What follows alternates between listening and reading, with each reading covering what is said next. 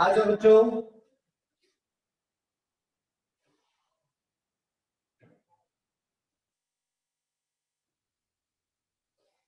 तो हम बेटा थे कहां पे? न्यूटन का सेकेंड लॉ कर रहे थे हम।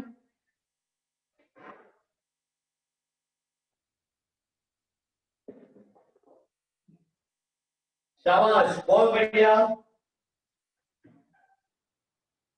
Very good. आज हम बेटा क्या सीखेंगे?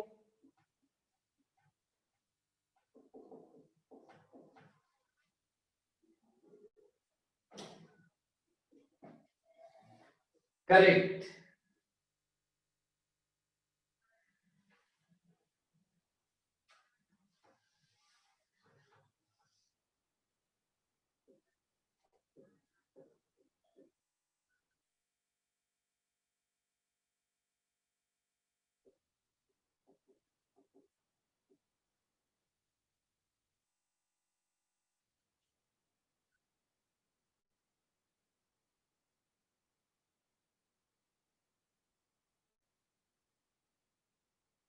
आइए शुरू करते हैं।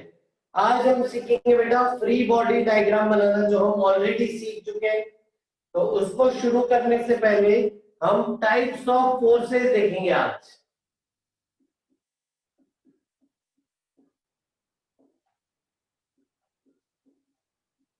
ठीक है, ऐसे कौन कौन से फोर्सेस हैं जो हमारे पास अभी आने वाले बॉडी के ऊपर लगने वाले हैं? आइए देखिए। ठीक है, पहले ये करना सीख लेते हैं, फिर थर्ड लॉ पे जाएंगे हम। ठीक है, आइए। पहले टाइप ऑफ फोर्सेस हम सीखेंगे नॉन कॉन्टैक्ट फोर्सेस। इसको आप फील्ड फोर्सेस भी बोल सकते हैं, नॉन कॉन्टैक्ट फोर्सेस या फिर फील्ड फोर्सेस। आ जाओ, इसमें कौन कौन से आते हैं बताओगे? बहुत फेमस, हाँ, ग्रेविटेशनल फोर्स, वेरी गुड।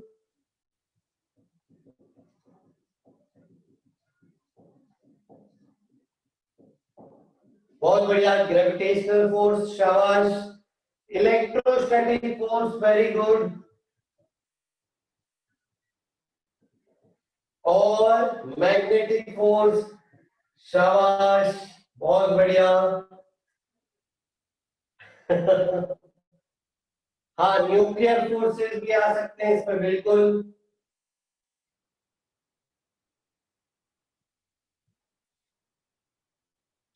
आइए, ठीक है, तो देखें, ग्रेविटेशनल फोर्स मतलब, नॉन कांटेक्ट फोर्स मतलब क्या? अपने आप में ये ना काफी फैसिनेटिंग है।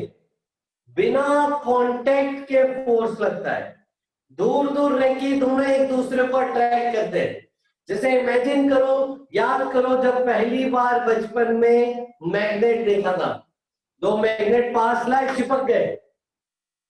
अभी भी हम वो देखते हुए इतना मन में एक्साइटमेंट होता है, ये कैसे? काफी इंटरेस्टिंग है। कभी सोचा है आपने बिना कांटेक्ट के कैसे दूसरे को अट्रैक्ट कर लेते हैं?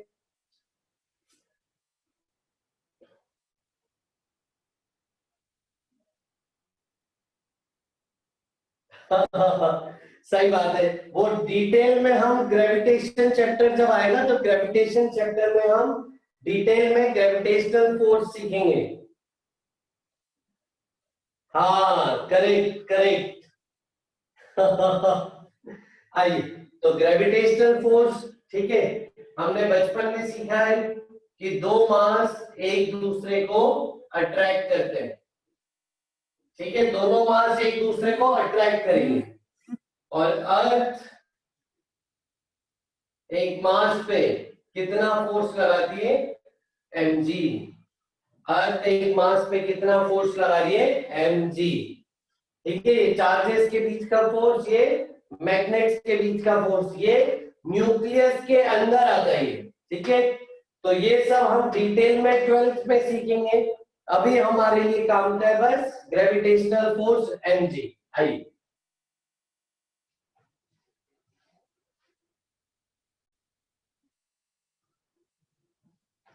ठीक है, तो अर्थ किसी भी पार्टिकल को कितने फोर्स से अट्रैक्ट कर रही है?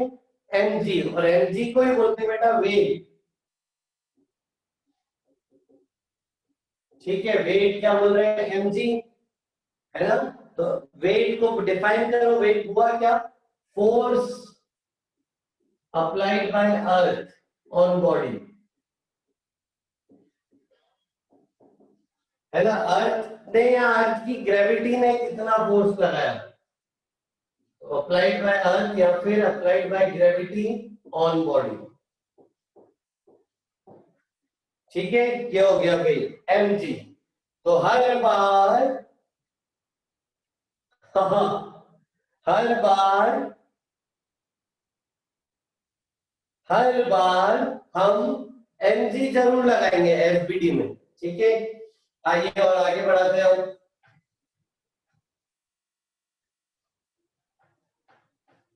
अब नेक्स्ट टाइप पे जा रहे हैं हम, contact forces.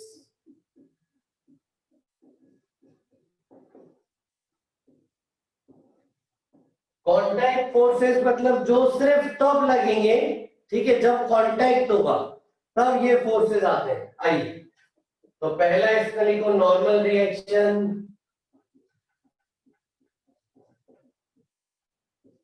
Friction,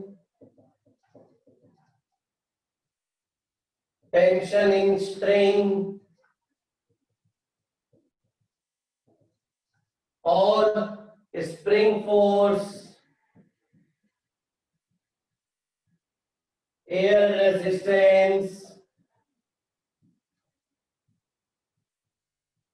buoyancy force,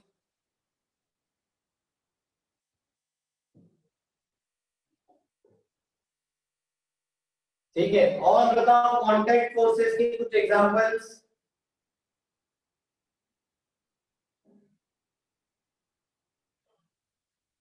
वो इसी में आ गए बेटा मोक्षिका।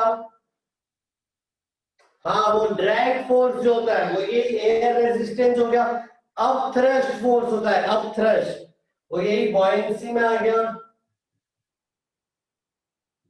अब थ्रस्ट फोर्स और विस्कस फोर्स, एयर रेजिस्टेंस में आ गया विस्कस फोर्स। और हाँ, ये अलग अलग प्रकार के हो गए। ठीक है, अब फ्रिक्शन हम अगले चैप्टर में सीखेंगे, फ्रिक्शन चैप्टर में। अभी हम सीखेंगे नॉर्मल और टेंशन। अभी हम सीखेंगे नॉर्मल और टेंशन। आइए, ठीक है बेटा, विधान प्लस माइनस से इतना कंफ्यूज क्यों होते हो तुम। माइनस मतलब डायरेक्शन बेटा, विधान। आइए, स्प्रिंग फोर्स सीखेंगे थोड़ी देर बाद, और एयर रेजिस्टेंस, बॉयंसी, विस्कस ये हम फ्लूइड चैप्टर में पढ़ेंगे। आइए,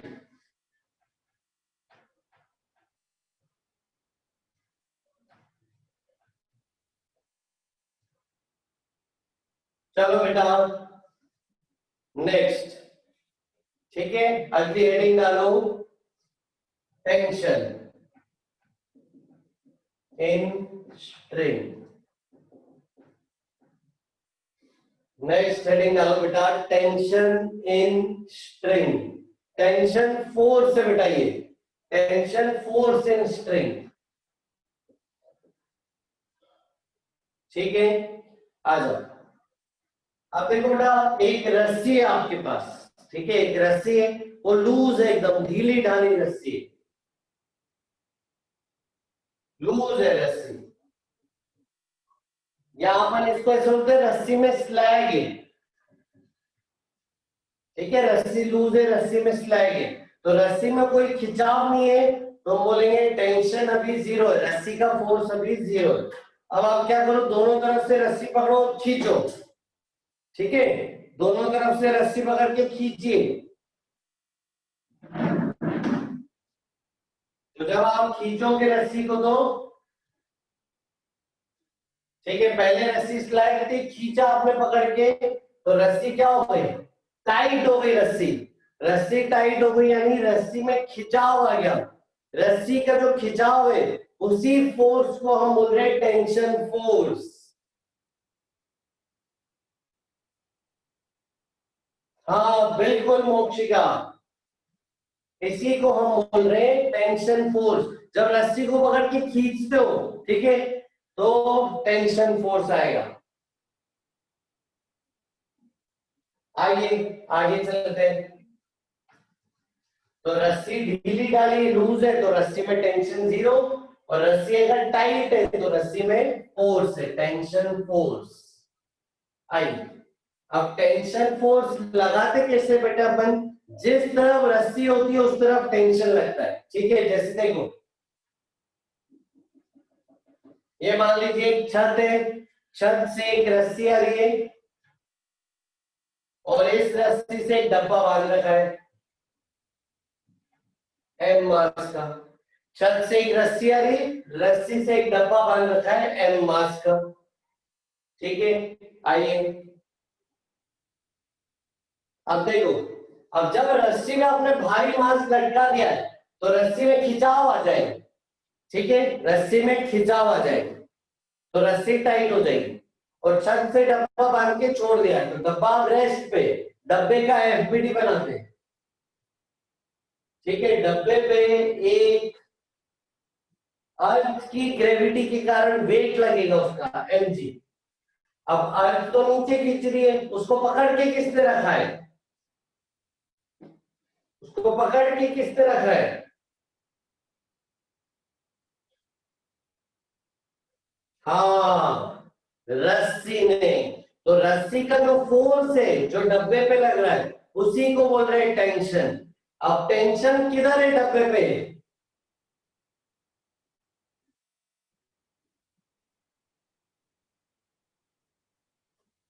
शाबाश, टेंशन ऊपर होगा तभी तो बैलेंस कर पाएगा, तभी तो डब्बा रेस्ट पे रहेगा। तो हवा में रस्सी से लटका हुआ है डब्बा, तो डब्बा रेस्ट पे। इसको आप एफबीडी चाहे ऐसे बनाओ चाहे ऐसे बनाओ, ठीक है। एफबीडी ऐसे बनाओ डब्बा मान के, यहाँ पे ओरिजिन से बनाओ, एक ही बात है। और रेस्ट पे, तो रेस्ट पे बोले तो बैलेंस होने चाहिए फोर्सेस, तो दोनों बराबर, तो टेंशन इक्वल टू आ गया mg, क्योंकि रेस्ट पे तो दोनों बराबर, तो टेंशन बराबर mg। चले आगे,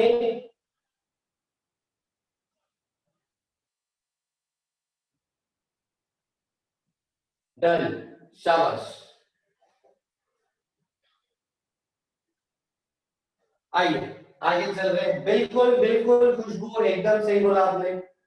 आइए, यानी इनका रिजल्टेंट जीरो है ना। रेस्ट पे ना तो हम बोलते हैं नेट फोर्स इज जीरो, यानी resultant of all forces is zero, resultant of all forces is zero, यानी जितने भी फोर्स हैं उनका वेक्टर जो होगा, उनका वेक्टर एडिशन जीरो आना चाहिए। जितने भी फोर्सेस हैं उनका वेक्टर एडिशन जीरो आना चाहिए, ठीक है। इसी कंडीशन को बोलते हैं ट्रांसलेशनल इक्विलिब्रियम।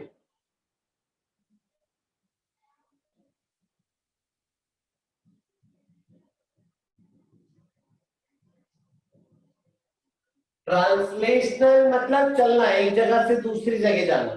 ट्रांसलेशनल इक्विलिब्रियम का मतलब होता है net force zero. Translational equilibrium मतलब net force zero, acceleration zero, forces balance.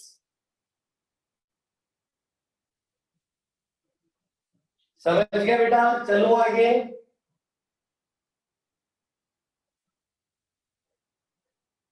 शाबाश, डन। आइए, तो आप बोलोगे क्या, टेंशन कैसे लगता है, टेंशन जिस तरफ रस्सी उस तरफ टेंशन लगा दोगे, सिंपल, जिस तरफ रस्सी उस तरफ टेंशन। आइए, ठीक है, तो tension acts along the string away from what block,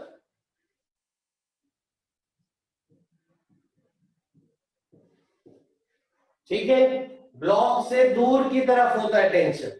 अरे मतलब इतना कंफ्यूज करने की जरूरत नहीं है, जिस तरफ रस्सी है ब्लॉक के लिए उस तरफ टेंशन, बस। आइए आगे चलते हैं। नेक्स्ट,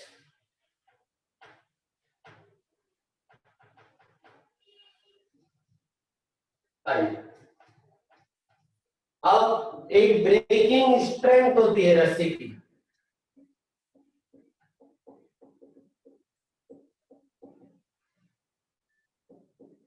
जैसे मान लीजिए ब्रेकिंग स्ट्रेंथ मतलब क्या, आपको दिया है 100 न्यूटन।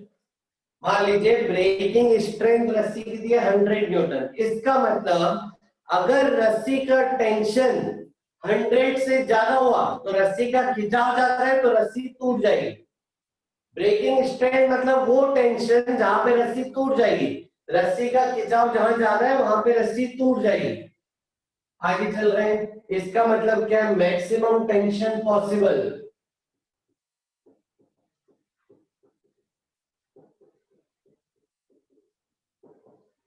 Is 100 Newton. ठीक है, चलो बताओ मैक्सिमम मास कितना लगा सकते हो, बताओ मैक्सिमम मास कितना लगा सकते हो ताकि रस्सी टूटे ना।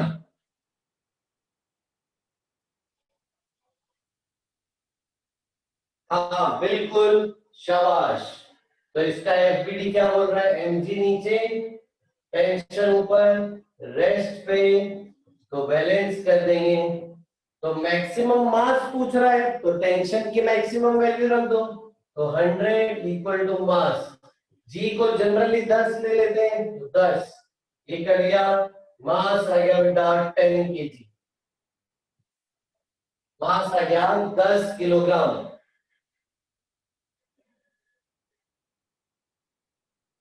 चलो आगे चलो, ठीक है, शाबाश। आइए, तो मैक्सिमम मास जो इस रस्सी पे लगा सकते हो 10 किलोग्राम। तो जब तक ब्रेकिंग स्ट्रेंथ नहीं दे तब तक तोड़ोगे नहीं आप रस्सी को कि मास लगा दिया रस्सी टूट गई, नहीं। रस्सी अपन नहीं तोड़ेंगे, कभी नहीं तोड़ेंगे जब तक ब्रेकिंग स्ट्रेंथ नहीं दिया हो, बस। जब तक नहीं दिया तब तक रस्सी को अपन एकदम रिजिड मानेंगे, टाइट मानेंगे। क्या बोल रहे हो बेटा स्नेहा, समझ नहीं आया मेरे को, फिर से बोलो अच्छे से। आइए, अब देखो, जो हमारी आइडियल स्ट्रिंग होती है वो हम कौन सी लेते हैं, पहली हम लेते हैं मासलेस, दूसरी हम लेते हैं इनएक्सटेंसिबल। ठीक है, मासलेस है यानी रस्सी का कोई मास नहीं है, रस्सी बहुत पतली है, मासलेस है।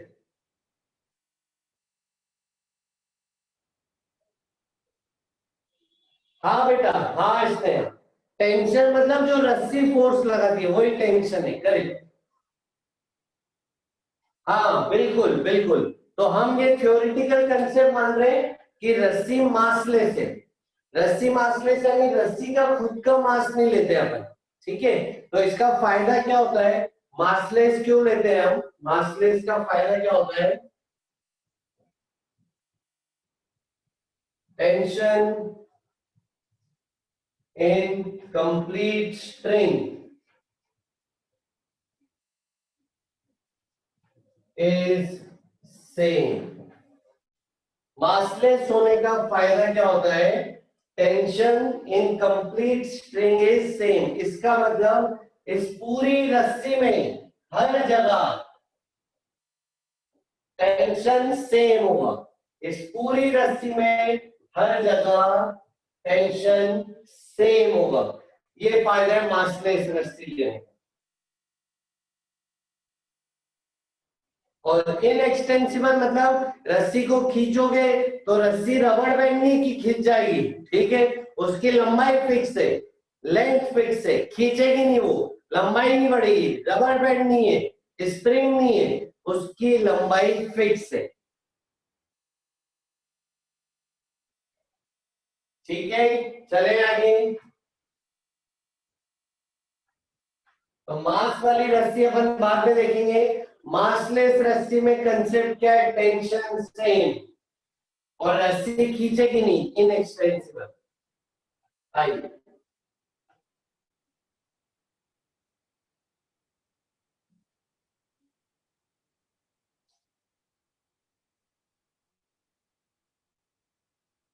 हाँ बात, आइए।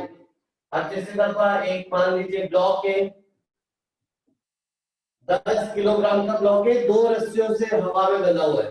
एक ये रस्सी, पहली रस्सी, एक ये दूसरी रस्सी। तो दो रस्सियां हैं, तो दो टेंशन, ये रस्सी नंबर 1, ये रस्सी नंबर 2। ये एंगल आपको दिया है 37 डिग्री, ये एंगल आपको दिया है 53 डिग्री। याद है ये सवाल अपन पहले भी कर चुके हैं।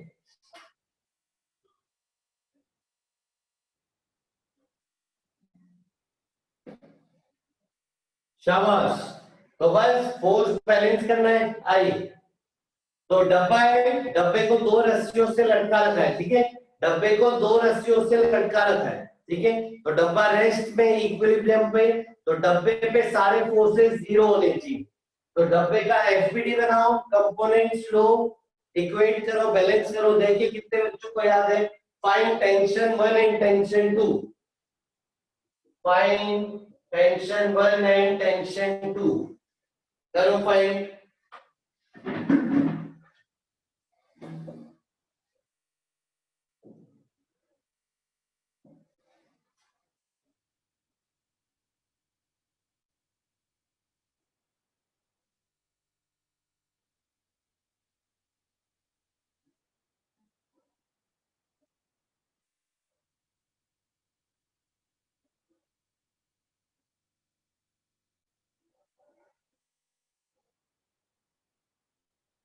बताइए।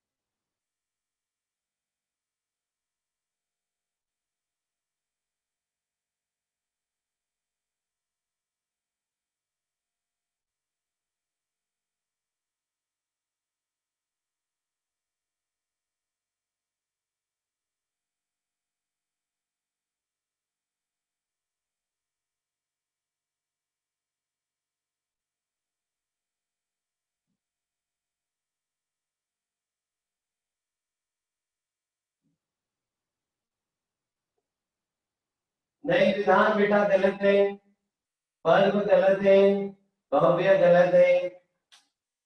सही है आसीम, वेरी गुड बेटा।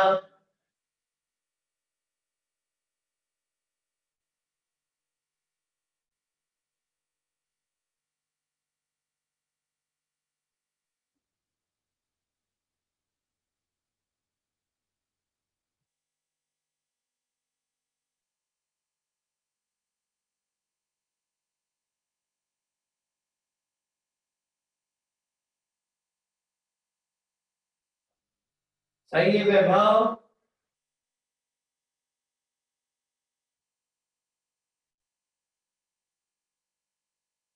बस दो बच्चों का सही है अभी तक, आसीम और वैभव। हाँ, अंशिका का सही है अभी, पीयूष का सही है, पुष्कर का सही है। गलत है बेटा ईशान।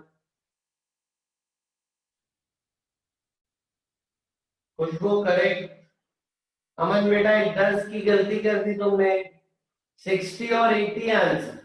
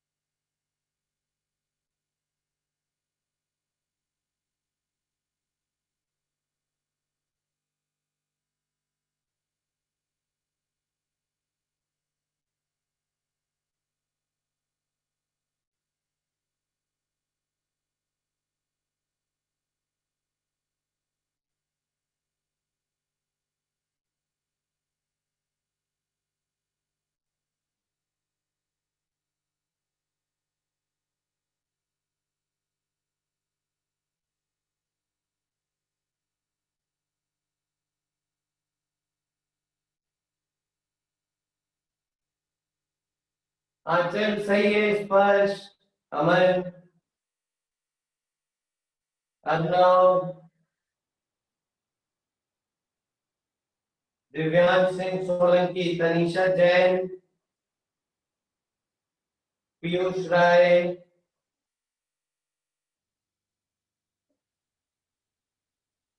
मोक्षिका। आइए बच्चों, चले कैसे करेंगे? तो पहली स्टेप क्या है? स्टेप बाय स्टेप करेंगे। First step, draw FPD. बेटा अब से जीवन जीने का नजरिया बदल दो एकदम, ठीक है? अब से जहां जाओगे, जिसको देखोगे, सोचोगे कि उसका एफबीडी क्या है, उस पे कौन कौन से फोर्सेस लग रहे हैं, ठीक है? जब भी किसी भी देखोगे किसी भी चीज को, तो सोचोगे उस पे फोर्सेस क्या क्या लग रहे हैं, उसका एफबीडी क्या है। अब से एफबीडी बनाना भयंकर जरूरी हो जाएगा, बहुत इंपॉर्टेंट हो जाएगा। एफबीडी बनाना इज वेरी इंपॉर्टेंट नाउ। आ जाओ, पहली स्टेप अब से हर सवाल में होगी एफबीडी बनाए, चाहे आपको कितना ही आसान क्यों नहीं लग रहा हो, एफबीडी जरूर बनाओ, ठीक है? सेकेंड स्टेप, देखिए सेकेंड स्टेप है सोचो। सोचो, सोचो कि एक्सिलरेटेड है कि इक्विलिब्रियम। इक्विलिब्रियम और एक्सिलरेटेड,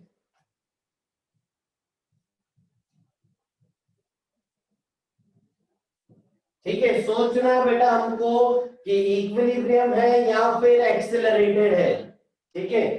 क्या सोचना है बेटा हमको? इक्विलिब्रियम है या फिर एक्सिलरेटेड, ठीक है? आइए देखो, अगर इक्विलिब्रियम है तो आप देखोगे नेट फोर्स जीरो, सारे फोर्सेस को आप बैलेंस कर दोगे। अगर इक्विलिब्रियम है तो नेट फोर्स जीरो करोगे, सारे फोर्सेस बैलेंस। अगर एक्सिलरेटेड है तो net force equal to mass into acceleration.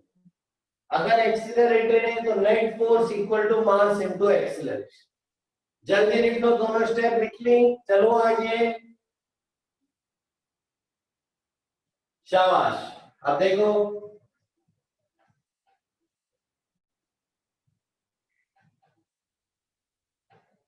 अब आपके सामने, चलो वो मैं बाद में बताऊंगा, चलो अभी बता देता हूं एक और सवाल आएगा चॉइस ऑफ एक्सिस का, ठीक है? आपके सामने एक और सवाल आएगा चॉइस ऑफ एक्सिस। बोले तो आपको कंपोनेंट्स लेने पड़ेंगे। अब देखो ये टेढ़ी मेढ़ी रस्ते हैं, तो आपको कंपोनेंट्स लेने पड़ेंगे। तो कंपोनेंट्स आप कैसे लोगे, तो मैं सिखा रहा हूं, चॉइस ऑफ एक्सिस, ठीक है? तो इफ इक्विलिब्रियम,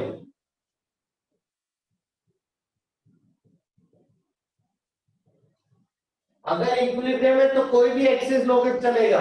अब ये हॉरिजॉन्टल वर्टिकल लो या फिर ऐसे, ठीक है?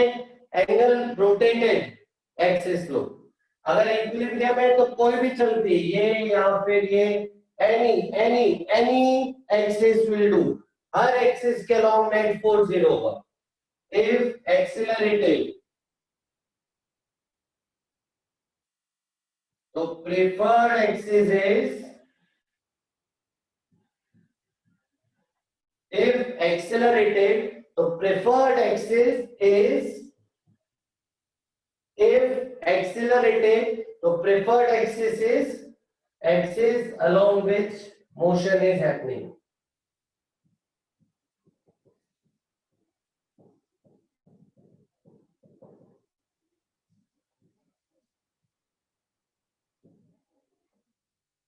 ठीक है, ये एक पॉइंट आप नोट कर लीजिए। अगर इक्विलिब्रियम है तो कोई सी भी एक्सिस पे कंपोनेंट लोगे चलेगा।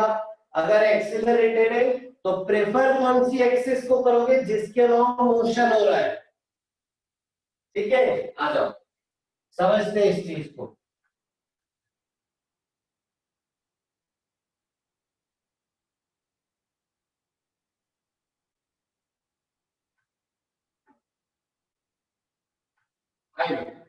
एफबीडी बनाओ तो आपको समझ आएगा। देखो एफबीडी बनाओ तो इसका एफबीडी क्या होगा, mg नीचे, mg कितना हो जाएगा बेटा, मास 10 इंटू जी, तो जी भी 10, 10 इंटू 10 100 mg आएगा। ये टेंशन 1 37 डिग्री पे, ये टेंशन 2 53 डिग्री पे। याद है कैसे करना, मैंने सिखाया था कंपोनेंट लेके करना। कैसे लेंगे कंपोनेंट्स, इस तरफ आ जाएगा T1 cos 37। कौन सी एक्सिस चूज करते हैं अपन, ये normal X axis, normal Y axis, ठीक है। तो आपका एक्स पे कंपोनेंट आ गया T1 cos 37, वाई में होगा T1 sin 37। T2 के कंपोनेंट्स लेते हैं, तो T2 का इधर आ गया T2 cos 53 और T2 का ऊपर हो गया T2 sin 53 और नीचे कितना आ गया 100। बताइए बच्चों, आया समझ में? अब क्या करूंगा बताओ मैं, रेस्ट पे ऑब्जेक्ट यानी सारे फोर्सेस बैलेंस करने। अब क्या करूंगा,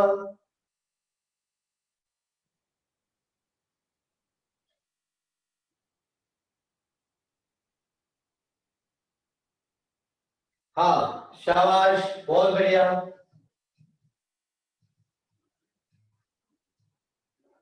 ठीक है, आ जाइए। हाँ अब सारे फोर्सेस इक्वेट कर दीजिए, ठीक है। इक्वल एंड अपोजिट होने चाहिए फोर्सेस, इक्वल एंड अपोजिट। ये दोनों अपोजिट है और इक्वल भी होने चाहिए तो कट जाएंगे। तो इनको आप क्या लिखोगे, T2 cos 53 equal to T1 cos 37। तो T2 इंटू cos 53 कितना हुआ बेटा, 3/5 इक्वल टू T1 4/5। 5 से 5 कट गया, T2 आ गया बेटा ऐसे 4T1/3। T2 आ गया बेटा 4T1/3। बताइए आए समझ में?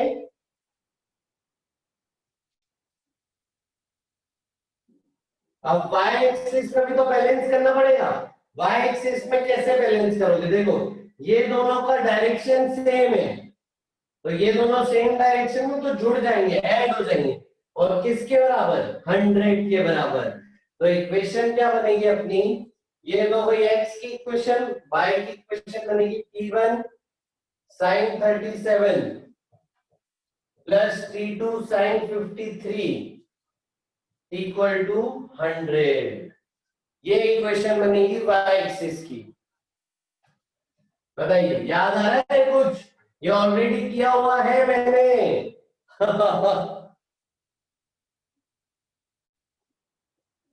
हाँ एक अलग से वर्कशीट भी दी थी स्पेशली, फिर भी इतना टाइम लगाया कई बच्चों ने, मतलब बच्चे रिवाइज नहीं कर रहे अच्छे से। आओ इसको सॉल्व करते हैं।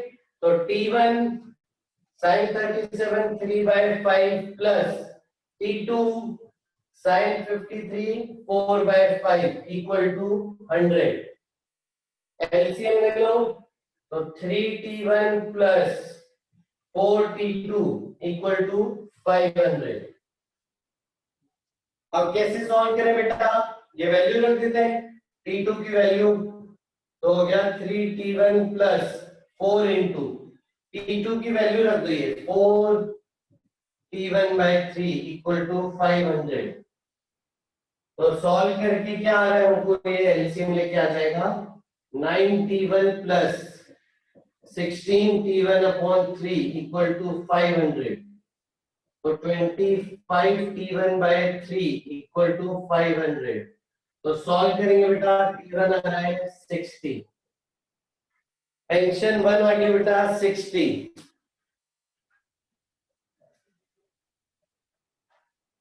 समझ गए? और टेंशन 1 की वैल्यू यहां डाल दो, तो टेंशन 2 हो जाएगा 4/3 इंटू 60, हो जाएगा 80 न्यूटन। तो आंसर है tension 1 is 60 Newton, tension 2 is 80 Newton. ये आंसर है बेटा। समझ गए? कोई डाउट है पूछो कुछ।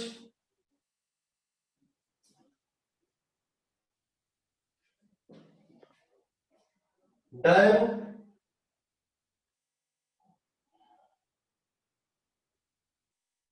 टेंशन फोर्स है ना बेटा, तो उसकी यूनिट वही फोर्स की यूनिट न्यूटन।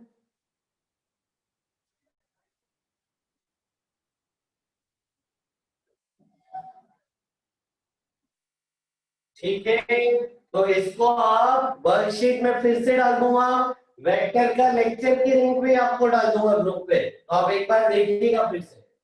आइए, जिन भी बच्चों को याद नहीं है, आगे बढ़ा रहे कहानी को। ठीक है, ये था टेंशन फोर्स। एक सवाल और कर लेते हैं टेंशन फोर्स पे, आ जाओ। अब देखो, तीन रस्सियों का नेटवर्क है। कैसा नेटवर्क है देखो, ये एक रस्सी, ये रस्सी नंबर 2 और एक रस्सी नंबर 3, रस्सी 1, रस्सी 2, रस्सी 3, और एक पॉइंट से तीनों कनेक्टेड है। ठीक है, ये डब्बे का मास मैं आपको दे देता हूं, डब्बे का मास ले लो 5 केजी। ठीक है, डब्बे का मास है 5 केजी। सवाल है आपके सामने, फाइंड T1, T2, T3, तीनों रस्सी का टेंशन बताना है। ठीक है, देखो ये एंगल आपको देता हूं, ये एंगल है 30 डिग्री। ठीक है, देखो सवाल क्या है, सवाल है तीनों रस्सियों का एक नेटवर्क है, तीनों रस्सियां यहां से जुड़ी है और एक डब्बा उन पे टांग दिया गया है, तो डब्बा हवा में लटका हुआ है इन रस्सियों के सहारे। ठीक है, तो डब्बा रेस्ट पे, डब्बे का एफबीटी बनाओ, बैलेंस करो, टेंशन 3 तुरंत आ जाएगा। ठीक है, फिर इस पॉइंट का एफबीटी बताना बेटा, इस पॉइंट का एफबीटी बना के बैलेंस करिए, करो।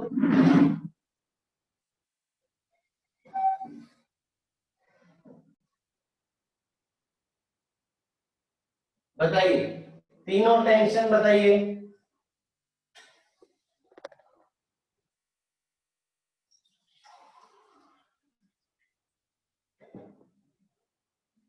हाँ पार्थ,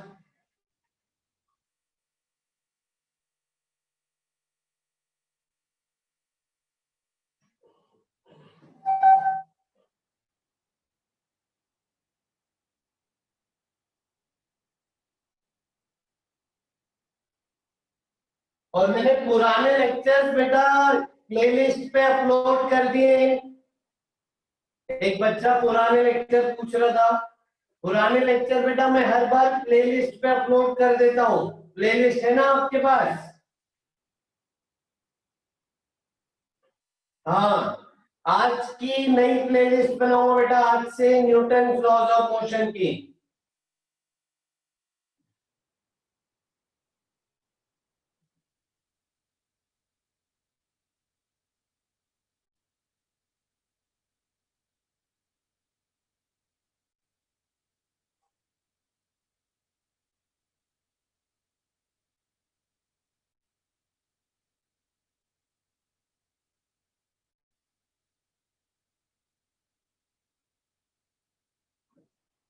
बेटा ईशान, तुमने देखे ही नहीं मतलब रिकॉर्डेड लेक्चर्स काइनेमेटिक्स के, इससे पहले वाले में।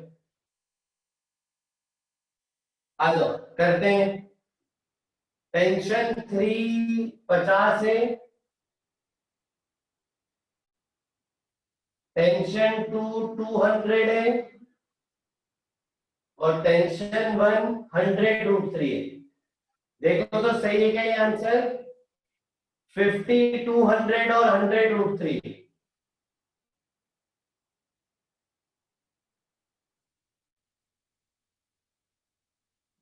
आई थिंक T200 है, सॉरी 50, 100 और 100√3। ओके, नहीं 50, 100 और 50√3। ओके। अरे गड़बड़ी कर रहे बच्चे। आइए करते हैं, देखो कैसे इसका एफपीटी बनाए। तो इसका एफबीडी बनाएंगे तो 50 नीचे, टेंशन 3 ऊपर, तो टेंशन 3 आ जाएगा बेटा 50, बैलेंस कर। ठीक है, अब इसका एफबीडी बनाते हैं। तो इस पे टेंशन 2 इधर, जिस तरफ रस्सी उस तरफ टेंशन, इसके लिए रस्सी 1 इधर है, टेंशन 1 इधर, और इसके लिए नीचे टेंशन 3। ठीक है, आइए 30 डिग्री पे है, ये 30 डिग्री। ठीक है, आ जाओ। अब इसका मास तो होगा नहीं कुछ, रस्सी है, रस्सी मासलेस होती है, तो इसका मास तो कुछ होगा ही नहीं, तो इसका एनर्जी कुछ नहीं आएगा। तो बस आप बैलेंस कर दीजिए, कंपोनेंट ले लो, T2 cos 30, T1 T3 और ऊपर T2 sin 30। ठीक है, बैलेंस करेंगे अगर हम, तो हमको मिलेगा T2 sin 30 equal to T3, और T3 50 है, तो T2 इंटू 1/2 इक्वल टू 50, तो T2 आ गया बेटा 100, और इन दोनों को बराबर करें x में, तो अपने को क्या मिलेगा, T2 cos 30 equal to T1, तो T2 की वैल्यू 100 √3/2 यानी 50 √3 इक्वल टू T1। ये टेंशन 1 आ गया 50 √3। बताओ बेटा, आ गया सबको? ये कोई दिक्कत किसी को भी? शाबाश, चलो फिर आगे चल रहे हैं। ठीक है, आइए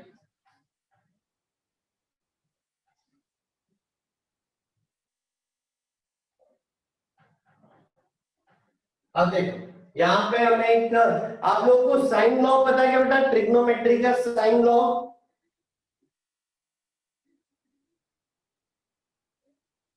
नहीं पता है? चलो मैं बता देता हूँ। ठीक है, देखो, एक साइन लॉ होता है बेटा ट्रिग्नोमेट्री में, साइन लॉ। ठीक है, ये लॉ क्या बोलता है समझना, एक ट्रायंगल है, ट्रायंगल में 3 एंगल है, ए बी सी। ठीक है, 3 एंगल ए बी सी, और ए के सामने वाली साइड होती है स्मॉल ए, बी के सामने वाली साइड होती है स्मॉल बी, सी एंगल के सामने वाली साइड होती है स्मॉल सी। तो साइन लॉ क्या बोलता है, स्मॉल ए अपॉन उसके सामने वाला एंगल, ये साइड, साइड की लंबाई अपॉन इसका एंगल साइन है, equal to small B upon sine B equal to small C upon sine सी।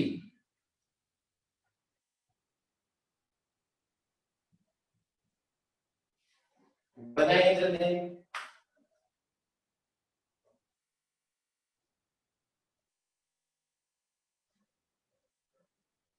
बता दिया, ये मैथमेटिकल फॉर्मेट।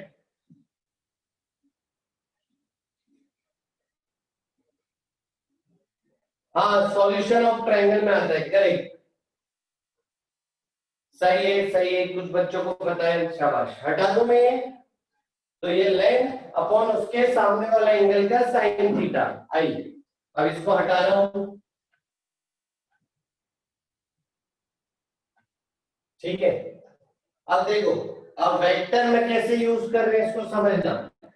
अगर मैं आपको बोलूं if F1 vector plus F2 vector plus F3 vector is 0, अगर F1 vector plus F2 vector plus F3 vector is 0, यानी तीनों का रिजल्टेंट 0 है, और हम ट्रायंगल लॉ से ये बोल सकते हैं अकॉर्डिंग टू ट्रायंगल लॉ, तो आप ऐसा डायग्राम बना सकते हो कि अगर ये F1, ये F2, तो ये F3। बताइए, ये डायग्राम आता है बनाने? इन जहां से शुरू है वहीं पे घूम के आ जाते हैं, तो रिजल्टेंट 0। शाबाश, अब इसमें लॉ लगा देंगे। ठीक है,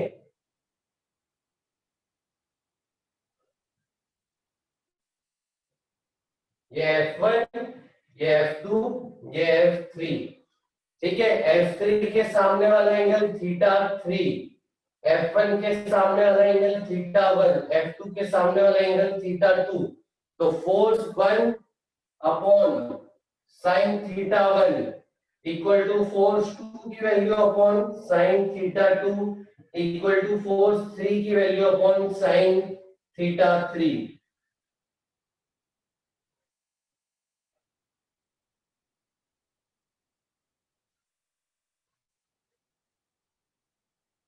ठीक है, इसको बोलते हैं लेमीज थ्योरम। Lami's theorem.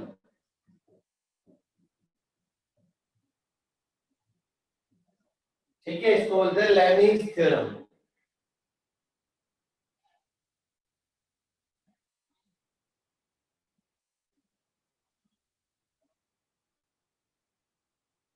ठीक है, आइए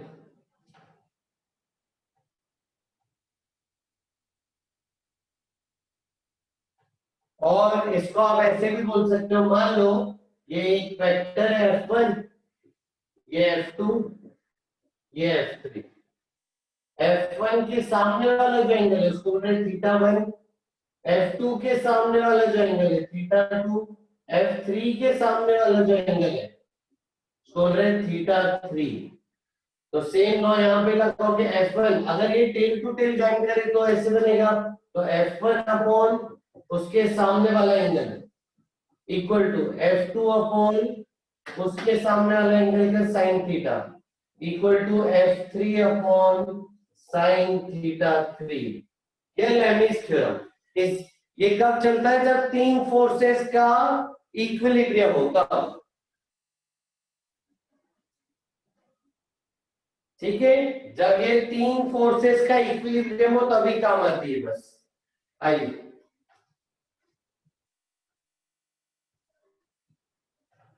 तो देखिए यहां पे लेमीज थ्योरम कैसे लगेगी। देखिए यहां पे टेंशन 1 इधर, टेंशन 2 इधर, टेंशन 3 इधर। ठीक है, अब देखो ये 30 डिग्री और ये 90, तो ये पूरा एंगल कितना हो गया बताओ? ये पूरा एंगल कितना हो गया? 120 डिग्री। शाबाश, है ना? ये एंगल हो गया 90 डिग्री। ठीक है, चलो फिर मेरे को बताओ बेटा, ये 30, तो ये 60 डिग्री, क्योंकि ये पूरा 90 होना चाहिए। तो ये पूरा एंगल कितना हो गया? ये पूरा एंगल कितना होगा? 150 डिग्री। बिल्कुल सही बात है। तो ये वाला एंगल होगा 150 डिग्री। तो देखो यहाँ पे लेमीज थ्योरम क्या होती है।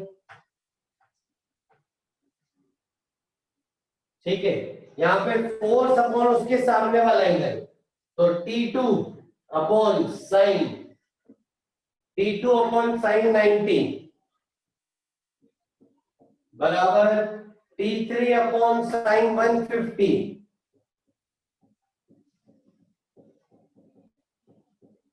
बराबर T1 अपॉन साइन 120 डिग्री। ठीक है, ये लेमीज थ्योरम से करा। ठीक है, अब देखो सॉल्व कैसे कर रहे हैं। इन दोनों को बराबर कर दो, इन दोनों को इक्वेट करो। तो T2 upon sine 90 equal to T3 upon sine 150 कितना होता है बताओ जरा? साइन 150 डिग्री कितना होता है अपन ने कर रखा है? साइन 150 1/2। Very good, 1/2। तो ये हो गया T2 equal to twice of T3। तो सॉल्व करेंगे तो T2 आ रहा है 100। देखो T2 100 ही आ रहा था। और अगर हम इन दोनों को बराबर करें तो T3 upon half equal to T1 upon, ये हो जाएगा √3/2। साइन 120 होता है √3/2। तो इधर उधर ले जाओगे तो T1 मिलेगा √3 इंटू T3। T3 50 है तो T1 आ जाएगा 50√3। T1 आ जाएगा 50√3। ये सॉल्व हो गया। ठीक है, तो बेटा ये लेमिस थ्योरम से भी कर सकते हो, लेकिन ये थ्योरम सिर्फ कब काम आएगी, जब 3 फोर्स है बस। ठीक है, 3 से ज्यादा हो तो वही कंपोनेंट वाला तरीका, कंपोनेंट वाला तरीका सबसे बेस्ट है। ये थ्योरम कब आएगी यूज, इससे छोटा हो जाता है कब, जब सिर्फ 3 होंगे तब। समझ गए बेटा, चलो आगे। हाँ हाँ, कोई कंपलसरी नहीं है इसको यूज करना, आपको जो तरीका होता है, एक बच्चे ने लिखा कि लेमिस थ्योरम बता दो तो मैंने बताई। ठीक है, ये आना चाहिए बिल्कुल अच्छे से, आपको कंपोनेंट्स लेते हुए आना चाहिए, ये भी आपको नॉलेज में तो होना ही चाहिए कि ऐसा होता है। आइए, कभी 3 फोर्स है तो तीनों फोर्स का ऐसे करके आप कभी कभी टाइम सेव कर सकते हो। चलिए अब नेक्स्ट आगे बढ़ते हैं।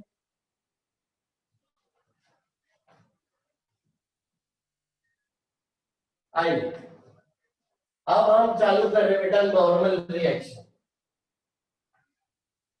नेक्स्ट हेडिंग डालो बेटा नॉर्मल रिएक्शन। नेक्स्ट हेडिंग डालिए नॉर्मल रिएक्शन। नेक्स्ट हेडिंग डालो बच्चों नॉर्मल रिएक्शन। ठीक है, आइए, क्या ये पढ़ा था क्या पहले अपन ने नॉर्मल रिएक्शन? शाबाश, बहुत बढ़िया। ठीक है, तो जब भी it is a contact force, जब भी कोई भी दो सरफेस कांटेक्ट में होते हैं तो उनके बीच में जो फोर्स लगता है उसको बोलते हैं नॉर्मल रिएक्शन। अब नॉर्मल रिएक्शन क्यों बोलते हैं? नॉर्मल का मतलब होता है बेटा परपेंडिकुलर। नॉर्मल का मतलब होता है परपेंडिकुलर। ठीक है, तो ये जो फोर्स होता है it acts perpendicular to, it acts perpendicular to contact surface. It acts perpendicular to contact surface.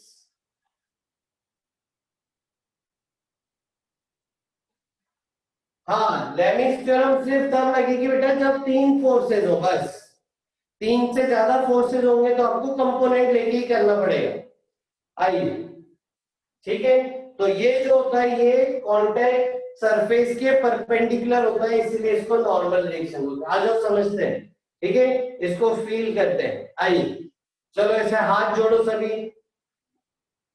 सभी हाथ जोड़ो ऐसे, और हाथ जोड़ के ऐसे दोनों हाथों से एक दूसरे को धक्का दो, ये ऐसे धक्का दो ऐसे जोर से। ठीक है, तो ये जो फोर्स है जो आपने महसूस किया, ये वाला फोर्स, ये नॉर्मल रिएक्शन। ठीक है, नॉर्मल रिएक्शन मतलब कांटेक्ट वाला फोर्स, कोई भी दो चीजें कांटेक्ट में होंगी तो एक दूसरे पे फोर्स लगाएंगी, उस फोर्स को बोल रहे हैं नॉर्मल रिएक्शन। ठीक है, जैसे आपने किसी को थप्पड़ मारा तो आपने उसमें कौन सा फोर्स लगाया? Normal reaction, correct. ठीक है, नॉर्मल रिएक्शन। हाँ बिल्कुल अच्छा, ठीक है, हाँ बिल्कुल खुशबू सही बोल रहे हो। अब देखो होता क्या है, जैसे मैं आपसे एक सवाल पूछ रहा हूँ, ये जमीन है, जमीन पे आपने एक डब्बा रख दिया। ठीक है, जमीन पे आपने एक डब्बा रख दिया। अब इस डब्बे का एफपीडी बनाते हैं, तो बॉक्स का एफपीडी क्या है? एमजी नीचे। बॉक्स का एफपीडी क्या है? एमजी नीचे। अच्छा, ब्लॉक तो लेके नीचे नहीं जा रहा है, यानी कोई ना कोई तो ग्रेविटी को बैलेंस कर रहा होगा, नहीं तो वो नीचे चले जाता। कौन सा फोर्स है जो ब्लॉक को नीचे जाने से रोक रहा है?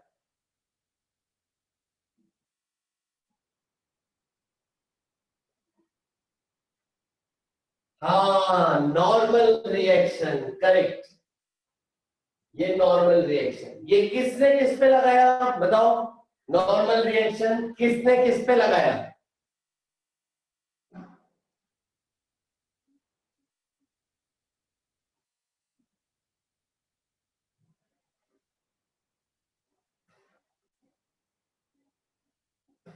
बिल्कुल सही है।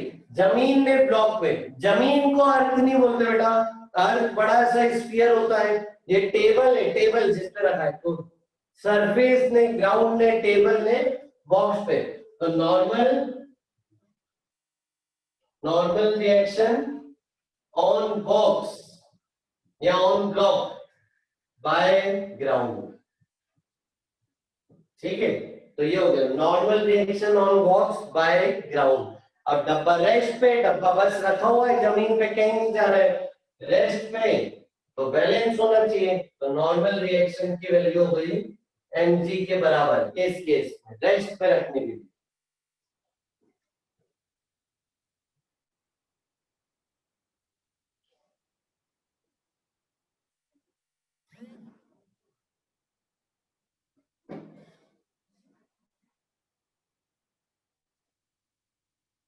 बेटा अक्षर समझाता हूँ,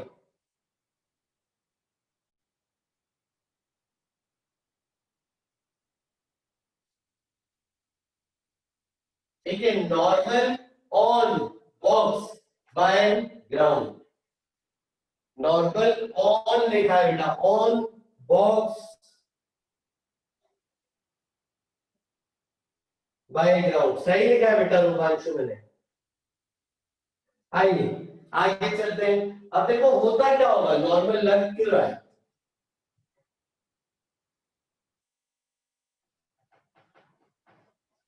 होता क्या होगा, आ जाओ, इसको पूरा जूम करते हैं हम अपन, इसको पूरा जूम करते बड़ा बनाते हैं, ठीक है, ये डब्बा,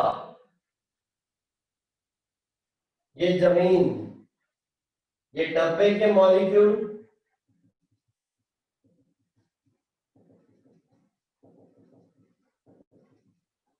ठीक है, ये जमीन के मॉलिक्यूल,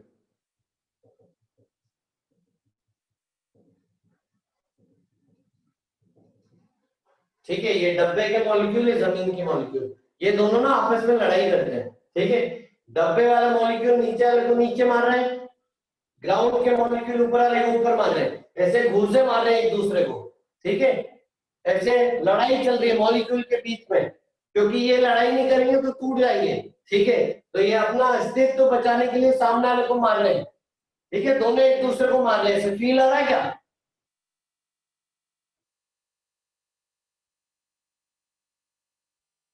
बताइए।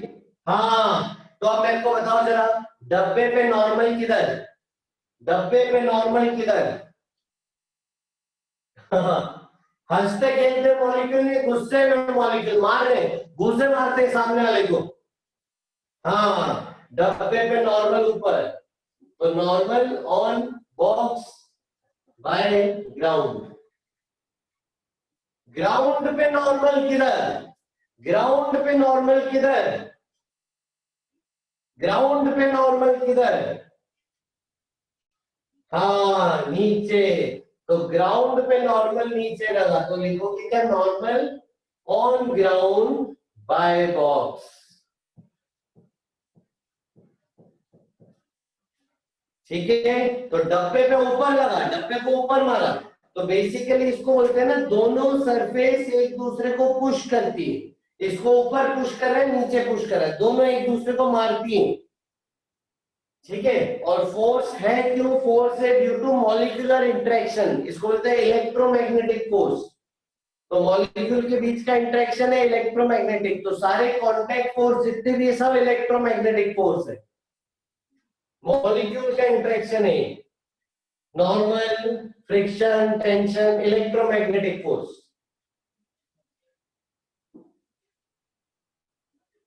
समझ गए? हाँ बिल्कुल।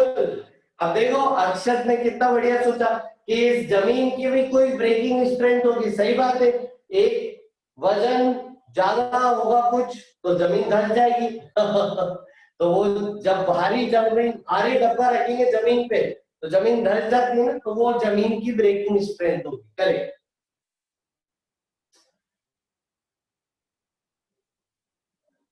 शाबाश, चले आगे, वैल्यू, हाँ दोनों की वैल्यू सेम होती है बेटा, थर्ड लॉ में हम पढ़ेंगे, एक्शन रिएक्शन है, तो इन दोनों की वैल्यू सेम होगी, ठीक, करेक्ट। आ जाओ आगे चलते हैं।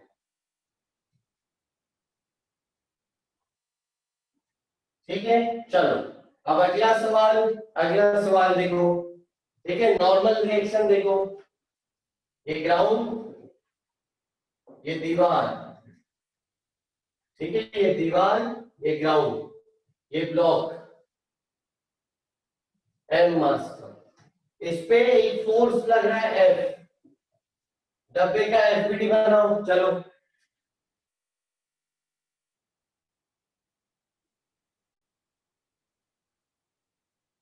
सोचो डब्बे पे कितने फोर्स,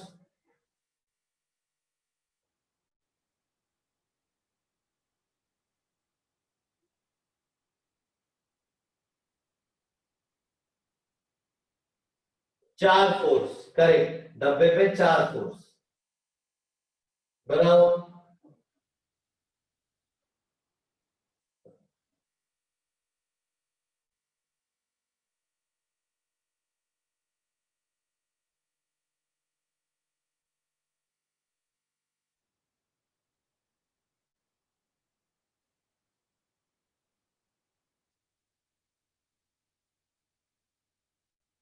शाबाश, आ जाओ।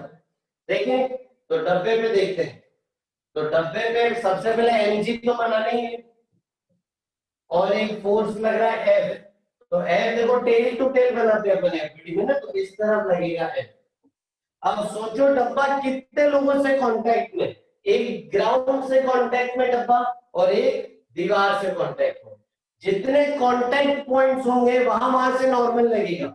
आपको गिनना है कहां कहां से कांटेक्ट है, तो ग्राउंड से कांटेक्ट, तो ग्राउंड डब्बे पे ऊपर नॉर्मल लगाएगा, ये हो गया normal by ground, normal by ground लिख सकते हो। ठीक है, अब दीवार भी है, दीवार किधर लगाएगी डब्बे पे नॉर्मल, देखो आप महसूस करो, तो दीवार के मॉलिक्यूल इसको इधर घुसे मारेंगे। ठीक है, तो इस डब्बे पे नॉर्मल बाय दीवार इधर होगा, तो ये नॉर्मल बाय दीवार, normal by ground, F N G. समझ गए?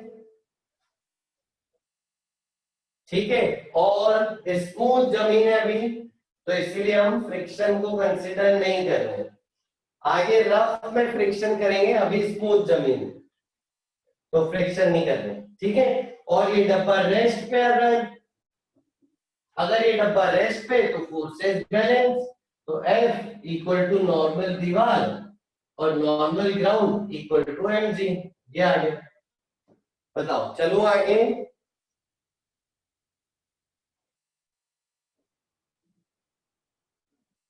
डन, शाबाश, आ जाओ आगे चल रहे हैं।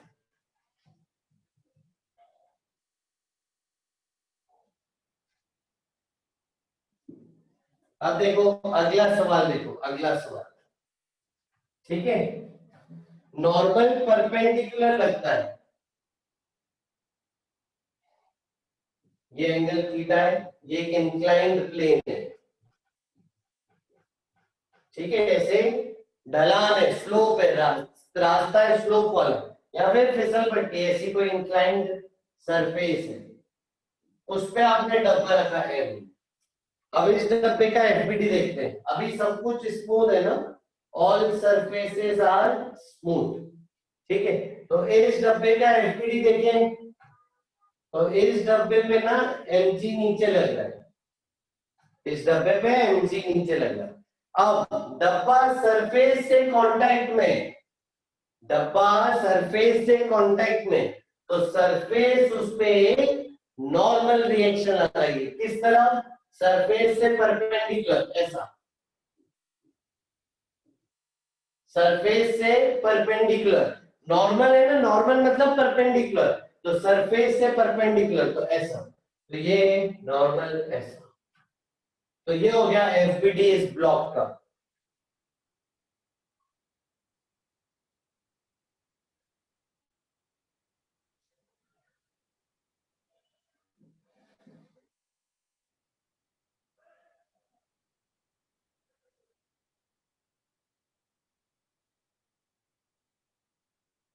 बिल्कुल अक्षर एकदम सही सोचे।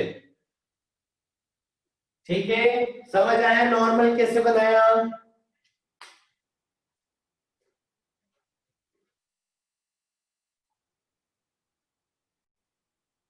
चलो बेटा, फिर आज के लिए इतना ही, ये सब रिवाइज करके आइएगा, आगे हम पढ़ेंगे नेक्स्ट क्लास में। आपका होमवर्क मैंने दिया था, आपने देखा होगा, बिगनर बॉक्स 1 करना है, बिगनर बॉक्स 1, और उससे पहले की थ्योरी भी पढ़ के सॉल्व एग्जांपल भी कर लेना मॉड्यूल से, ठीक है? मॉड्यूल से NP2 मॉड्यूल NLM का मैंने भेज दिया है ग्रुप पे, मॉड्यूल से बिगनर बॉक्स 1 और उसके थ्योरी और एग्जांपल भी कर लीजिएगा, ठीक है? चलो, थैंक यू सो मच बेटा, thank you,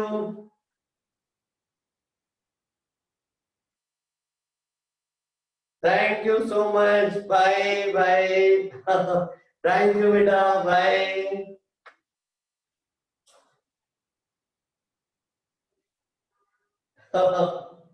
thank you so much, bye bye, take care.